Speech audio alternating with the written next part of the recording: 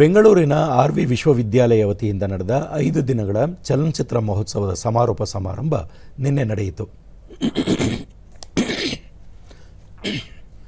ಕಾರ್ಯಕ್ರಮದಲ್ಲಿ ಕುಲಪತಿ A V S. Murthy, Piyush Roy dean school of ಮೀಡಿಯಾದ ಉಪಕುಲಪತಿ ಡಿ.ಪಿ. ನಾಗರಾಜ್ ಸೇರಿದಂತೆ ಮತ್ತಿತರರು ಉಪಸ್ಥಿತರಿದ್ದರು. ಚಲನಚಿತ್ರ ಮಹೋತ್ಸವ ಇದೇ ತಿಂಗಳ 14ರಿಂದ 17ರವರೆಗೆ ನಡೆದಿದ್ದು 300ಕ್ಕೂ ಹೆಚ್ಚು ವಿದ್ಯಾರ್ಥಿಗಳು ಭಾಗಿಯಾಗಿದ್ದರು. ವಿದ್ಯಾರ್ಥಿಗಳಿಗಾಗಿ ಆಯೋಜಿಸುವ ಪ್ರತಿಷ್ಠಿತ ಟೀನ್ ಇಂಡಿ ಫಿಲ್ಮ್ ಅವಾರ್ಡ್ ಕಾರ್ಯಕ್ರಮದ 3ನೇ ಆವೃತ್ತಿ ಇದಾಗಿದೆ. 25 ಚಿತ್ರಗಳ ಪ್ರಾಯೋಗಿಕವಾಗಿ ಆರಂಭವಾದ ಈ ಚಲನಚಿತ್ರ ಮಹೋತ್ಸವ 3ನೇ ವರ್ಷದಲ್ಲಿ ದೇಶ ವಿದೇಶಗಳಿಂದ ಜಾಗತಿಕ ಚಲನಚಿತ್ರವಾಗಿ ಮಾರ್ಪಟ್ಟಿದೆ. ಇದೇ ವೇಳೆ ವಿದ್ಯಾರ್ಥಿಗಳಿಂದ ಸಾಂಸ್ಕೃತಿಕ ಕಾರ್ಯಕ್ರಮಗಳನ್ನು ನೆರವೇರಿಸಲಾಯಿತು.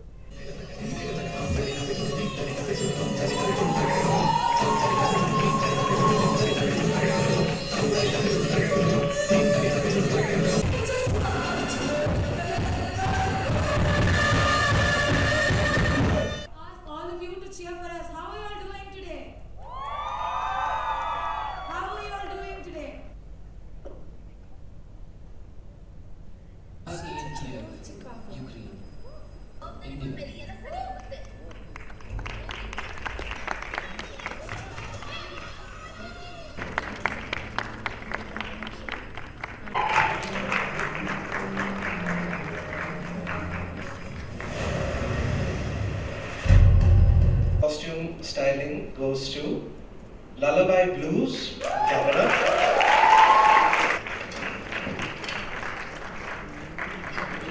I'm very happy to announce. ದೂರದರ್ಶನದೊಂದಿಗೆ ಕುಲಪತಿ ಎ.ವಿ.ಎಸ್. ಮೂರ್ತಿ, ಈ ಚಲನಚಿತ್ರ ಮಹೋತ್ಸವ ಯುವಧ್ಯೇಯ ಚಿತ್ರ ನಿರ್ಮಾಪಕರಿಗೆ ಮೀಸಲಾಗಿದ್ದು ಭಾರತದ ಅತಿ ದೊಡ್ಡ ವಿದ್ಯಾರ್ಥಿ ನೇತೃತ್ವದ ಜಾಗತಿಕ ಚಿತ್ರ ಮಹೋತ್ಸವವಾಗಿ ಹೊರಹೊಮ್ಮಿದೆ ಎಂದರು. And it's been a 4-day festival. A lot of good films have been screened. Beautiful, content, and with good directors and producers.